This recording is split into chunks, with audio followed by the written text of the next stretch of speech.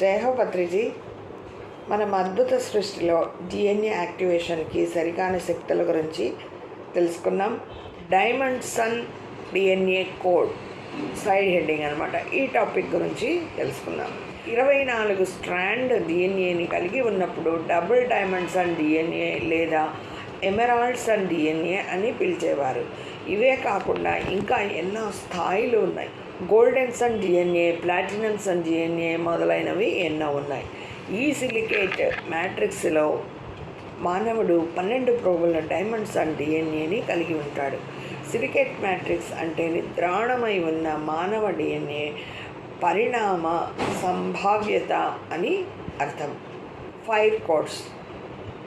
ఇందాక diamond sun DNA code గురించి తెలుసుకున్నాం. ఇప్పుడు 5 కోడ్స్. మన 12 పోగుల డిఎన్ఏలో 12 నిద్రాణమైన సంకేతాలు దాగి ఉన్నాయి. ఈ అన్ని నిద్రాణంగా ఉన్నాయి. వాటిని జాగృతం చేసేది ఎలా? సాధన ద్వారా. నిద్రాణమై ఉన్న 12 సంకేతాలు మన తలలో బ్రహ్మరంధ్రం చుట్టూ ఉన్న 12 స్టార్ క్రిస్టల్స్తోనూ 12 లోకాలతోనూ అనుసంధానమై ఉన్న కాంతి యొక్క ప్రతినిధులు. అనుసంధానించబడిన కాంతి యొక్క ప్రతినిధులు. ఇది 12 నిద్రాణమైన జన్యు సంకేతాలను కలిగి ఉంటాయి. వీటిని పరివర్తన సంకేతాలు లేదా ఫైర్ లెటర్స్, అగ్ని అక్షరాలు అని కూడా అంటారు. ఈ 12 అగ్ని అక్షరాలను సిలికేట్ మ్యాట్రిక్స్ లేదా క్రిస్టల్ జీన్స్ అని పిలుస్తారు. ఇది మానవ జీవితం యొక్క అసలు జన్యు నిర్మాణం.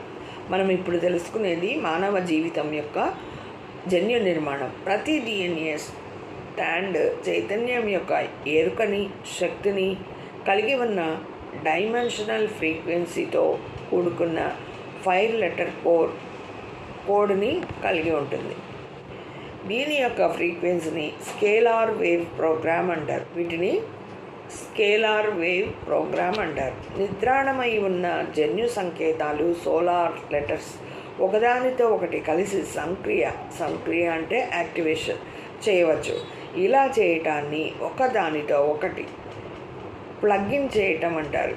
అంటే ఈ లోపల ఉన్నదాన్ని మనం ప్లగ్ని ఛార్జర్ ఎలా పెడతాం అలా ప్లగ్ఇన్ చేయడం అంటారు. ఈ ప్రక్రియను సెల్యులార్ ట్రాన్స్మ్యూటేషన్ అనవచ్చు. చాలా తక్కువ మందిలో మాత్రమే ఇప్పటి వరకు ఈ డిఎన్ఏ యాక్టివేషన్ జరిగింది. ఇది సిలికేట్ మ్యాట్రిక్స్ యాక్టివేషన్ జరిగింది. చాలా తక్కువ మందిలో జరిగిందట. ఈ యాక్టివేషన్ అధికంగా అందరిలో జరగాలి అంటే మనం మార్ఫోజెనెటిక్ ఫీల్డ్కి కనెక్ట్ అవ్వవలసి ఉంటుంది.